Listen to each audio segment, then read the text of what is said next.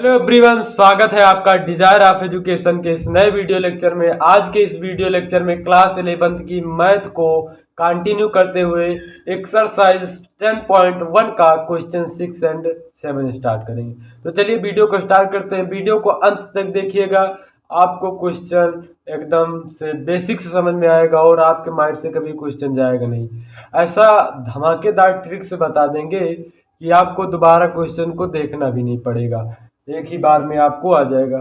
तो चलिए सबसे पहले वीडियो जो है बोर्ड को साफ करते हैं, क्योंकि बहुत सारी क्लासेस चलती हैं यहाँ पर। आपको क्लास 12th की भी फिजिक्स जो है पढ़ाई जा रही है ना, तो फिर सारी वीडियोस जो है आपको मिल जाएंगे। प्लेलिस्ट में जाइए।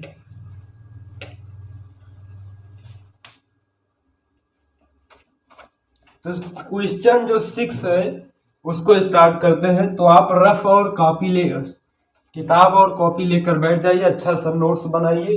क्वेश्चन 6 क्या है? एक्सरसाइज 10 पॉइंट, एक्सरसाइज प्रश्नावली 10 पॉइंट है ना, 10.1 का क्वेश्चन कितना है? क्वेश्चन 6 एंड 7 दोनों पढ़ेंगे। तो चलिए पहले 6 पढ़ते हैं, हल डालेंगे। देखिए प्रश्न पढ़ते हैं। प्रश्न आपको स्लाइड में दिख गया होगा। प्रश्न क्या कह रहा है कि पाइथागोरस थ्योरम के प्रयोग बिना दिखलाइए कि बिंदु 4,4 एंड 3,5 और -1,-1 एक समकोण त्रिभुज के शीर्ष है। देखिए कुछ वर्टिक्स दिए गए हैं, वर्टिक्स मतलब समझते होंगे ना, शीर्ष दिए गए हैं। और कह रहे हैं कि पाइथागोरस थ्योरम, जानते हैं ना पाइथागोरस थ्योरम क्या होता है? Hypotenuse square is equal to perpendicular square plus base square, यही तो होता है ना। कर्ण स्क्वायर बराबर लंब स्क्वायर प्लस आधार स्क्वायर, यही तो होता है ना। बाइलेंजुअल चलेंगे, क्योंकि मैथ में क्या जो है इंग्लिश हिंदी का कुछ भी वो महत्व तो नहीं रखता है, सब बराबर है ना। बस आपको क्या मेथड आना चाहिए। तो क्या कह रहे हैं कि पाइथागोरस थ्योरम का प्रयोग किए बिना दिखाइए कि जो वर्टिक्स दिए गए हैं, शीर्ष दिए गए हैं, ये एक समकोण त्रिभुज के राइट एंगल ट्रायंगल के शीर्ष हैं, वर्टिक्स हैं। तो सबसे पहले इन वर्टिक्सों को एक ट्रायंगल में रख देते हैं, एक ट्रायंगल में रख देते हैं। तो आकृति बनाते हैं।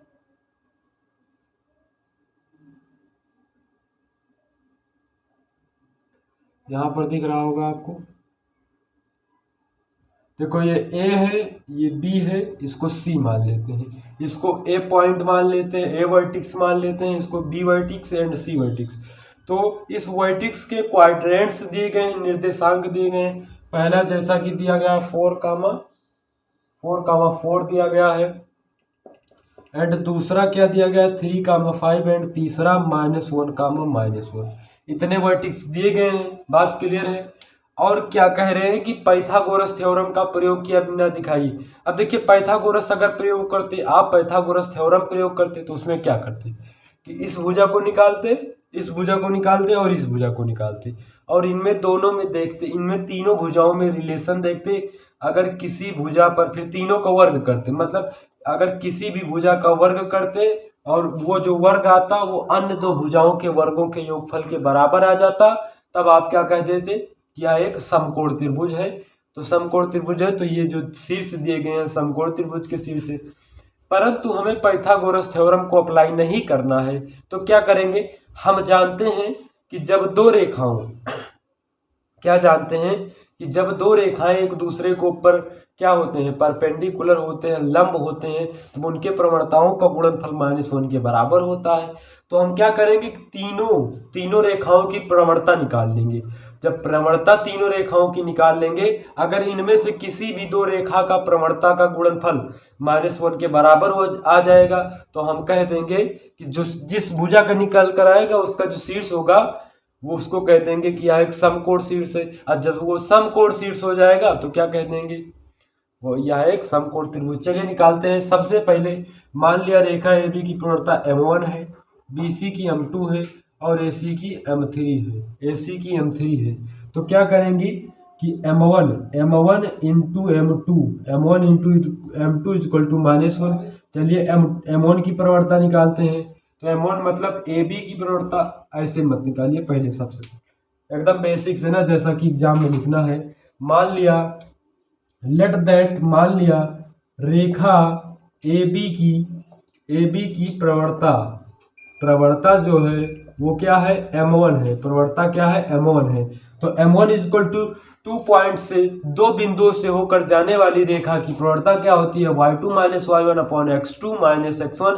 सब प्रूव करा दिया गया है, जाकर वहां से देखिए। तो इसको x2 y2 मानो, इसको x1 y1 मानो, तो 5 माइनस 4 अपॉन 3 माइनस 4 तो इज इक्वल टू क्या आ जाएगा, 1 अपॉन माइनस का 1 इज इक्वल टू -1 आ गया।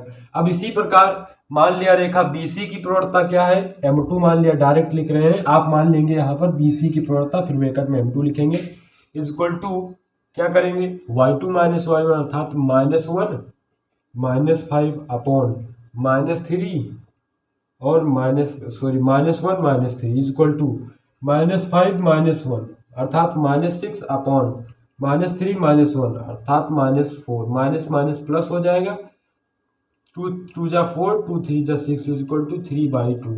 अब निकाल लेंगे। अब अगला जो मानेंगे, इसी प्रकार AC की प्रवणता जो है वो m3 माना है, और m3 क्या हो जाएगा, y2 माइनस y1 अर्थात -1 फिर माइनस का 4 अपॉन -1 माइनस का 4 -1 माइनस का 4 इज इक्वल टू माइनस का 5 अपॉन माइनस का 5, माइनस माइनस प्लस, अब 5 1 जा 5 इज इक्वल टू 1, क्या आ गया, 1 वैल्यू आ गई। देखिए m1 की जो प्रवणता मानी थी ये आई -1, इस यहाँ पर लिखते हैं, जो m1 की प्रवणता हमने मानी थी ये आई -1, m2 की मानी थी ये आई 3/2 आई, और जो m3 मानी थी ये आई कितनी आई, 1 आई। अब देखिए अगर हम यहाँ पर जाहिर से दिख रहा है कि इन दोनों का गुणनफल करेंगे तो नहीं आएगा, क्योंकि 3/2 है, और इन दोनों का करेंगे तो भी नहीं आएगा। अगर AB और AC में हमको कुछ रिलेशन मिल रहा है, क्या मिल रहा है, कुछ रिलेशन मिल रहा है। अगर हम AB की प्रवणता को मल्टीप्लाई कर दें AC की प्रवणता से तो क्या आ जाएगा, -1 के बराबर आ जाएगा। दोनों की प्रवणताओं का गुणनफल क्या आ जाएगा, -1 आ जाएगा। तो यहाँ से हम अगर देखना चाहें, अगर रेखा AB की प्रवणता, पहले तो देखो m1 इंटू m2 बराबर -1 होता है, यहाँ पर m1 नहीं रहेगा, -3, क्योंकि AB की प्रवणता इंटू AC की प्रवणता, AB की प्रवणता इंटू AC की प्रवणता। चलिए AB की प्रवणता कितनी आई है, -1 इंटू m3 मतलब 1 आई है, इक्वल टू -1, तो -1 इक्वल टू -1, LHS बराबर RHS। अब देखिए दोनों रेखाओं की प्रवणताओं का गुणनफल -1 के बराबर आ रहा है। इसका मतलब ये दोनों रेखाएं एक दूसरे के ऊपर लंबवत हैं, अर्थात ये कोण कितना है, 90 डिग्री है। जब ये कोण 90 डिग्री है तो किसी भी त्रिभुज का यदि एक कोण 90 अंश हो जाता है तो वह जो त्रिभुज होता है एक समकोण त्रिभुज कहलाता है। वह त्रिभुज जिसका एक कोण 90 अंश हो वही समकोण त्रिभुज कहलाता है। अतः जो ABC है त्रिभुज, यहाँ पर लिखेंगे प्रवणता निकल कर आई, इसलिए जो AB है, AB is perpendicular on AC, AB एक परपेंडिकुलर किस पर है, AC पर है। जब AB AC पर परपेंडिकुलर है इसलिए कोण ABC is equal to 90 degree, इसलिए त्रिभुज ABC इज इक्वल टू क्या, एक समकोण त्रिभुज है, एक समकोण त्रिभुज है। जब त्रिभुज ABC एक समकोण त्रिभुज है तो दिए गए शीर्ष किसके शीर्ष हैं भैया, एक समकोण त्रिभुज के शीर्ष हैं। तो क्वेश्चन मजा आ गया होगा, बहुत ही आसान क्वेश्चन था। इसके बाद 7वां क्वेश्चन पढ़ते हैं कि 7वां क्वेश्चन क्या है, इसका स्क्रीनशॉट ले लीजिए, जब तक हम स्लाइड डाल देते हैं इसमें। देखिए 7वां क्वेश्चन क्या है, 7वां क्वेश्चन दिया गया है, क्वेश्चन में मिसफॉल्टिंग आई है थोड़ा NCERT में। अगर इंग्लिश मीडियम की NCERT बुक है आपके पास तो उसमें एकदम बाकायदा सही लिखा है, हिंदी की NCERT बुक में जो है थोड़ा मिसफॉल्टिंग आ गई है, इसको मैं बता रहा हूँ कहाँ पर आई। देखिए क्वेश्चन में बोल रहे हैं कि उस रेखा का समीकरण ज्ञात करो। भैया समीकरण ज्ञात करने को कह रहे हैं, और जो कि हमने अभी समीकरण पढ़ा नहीं है, अभी हमने समीकरण नहीं पढ़ा, अभी प्रवणता ही पढ़ी है। तो कह रहे हैं उस रेखा का समीकरण ज्ञात करो जो y अक्ष की धनात्मक दिशा से वामावर्त मापा गया 30 अंश का कोण बनाती है। तो इसको रफ करते हैं तो समझाते हैं आपको। क्वेश्चन 7 चल रहा है हमारा यहाँ पर, तो क्या कह रहे हैं, ये 6 हो गया, अब 7, 6 और 7 था यहाँ पर हल्के से देखिए, कह रहे हैं उस रेखा की प्रवणता ज्ञात करो। उस रेखा की प्रवणता ज्ञात करना है और समीकरण बोला गया है, समीकरण नहीं ज्ञात करना है क्योंकि क्वेश्चन में मिसफाल्टिंग आ गई है। जो वाई अक्ष की धनात्मक दिशा से वामावर्त, वामावर्त मतलब एंटी क्लॉकवाइज, अर्थात एंटी क्लॉकवाइज मतलब इधर, वाई अक्ष की धनात्मक दिशा मतलब इधर माप रहा है। कितना कोण? 30 डिग्री का एंगल माप रहा है। बात क्लियर है ना? 30 डिग्री का एंगल माप रहा है, कोण बनाती है। तो क्या ज्ञात करना है? इसी लाइन का, इसको एल मान लेते हैं लाइन, इस लाइन का प्रवणता ज्ञात करना है। तो देखो ये पूरा एंगल कितना हो जाएगा? इतना होता है 90। एक चतुर्थांश कितना कोण बनाता है? 90 एंगल बनाता है। तो ये 90 एंगल पूरा कितना होता है? 360 होता है। तो ये 90 है और ये कितना है? 30 और 90 30 टोटल कितना हो जाएगा? 120 अंश। अर्थात जो लाइन है, रेखा एल है, रेखा एल वो क्या कर रही है? एक्स अक्ष के साथ, एक्स एक्सिस के साथ कितना कोण बना रही है? एक्स अक्ष के साथ कितना एंगल बना रही है? थीटा इज इक्वल टू कितना बना रही है? 120 डिग्री। कितना कोण बना रही है? कोण बना रही है भैया 120 अंश का कोण बना रही है।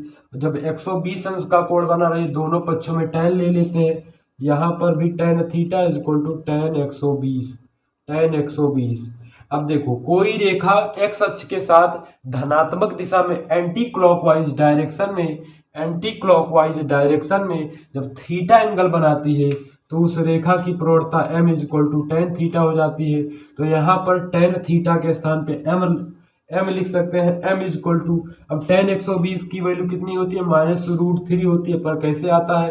देखो tan 120 को लिख सकते हैं 180 अंश -60 डिग्री, और tan 180 माइनस थीटा बराबर tan थीटा होता है। तो m is equal to minus का tan 60, और tan 60 की वैल्यू होती है √3, माइनस लगा तो m इज इक्वल टू -√3। प्रवणता कितनी निकल कर आ गई? इस रेखा की जो प्रवणता m है वो माइनस का √3 निकल कर आ गई भैया। अब अगर कह रहे थे समीकरण, समीकरण में कुछ भी नहीं करना है। अब जब समीकरण ज्ञात करने को कह रहे थे तो भी आ जाएगा, है ना? तो उसको अगले वीडियो में बताएंगे कि समीकरण कैसे ज्ञात किया जाता है। जब पढ़ेंगे कि समीकरण, वो समांतर रेखा समीकरण, ये सब पढ़ेंगे, है ना? दो बिंदुओं से होकर जाने वाली रेखा की समीकरण, ये सब। तो मिलते हैं अगले वीडियो लेक्चर में। तब तक के लिए वीडियो को लाइक शेयर सब्सक्राइब कीजिए चैनल को, और ज़्यादा से ज़्यादा लोगों तक शेयर कीजिए।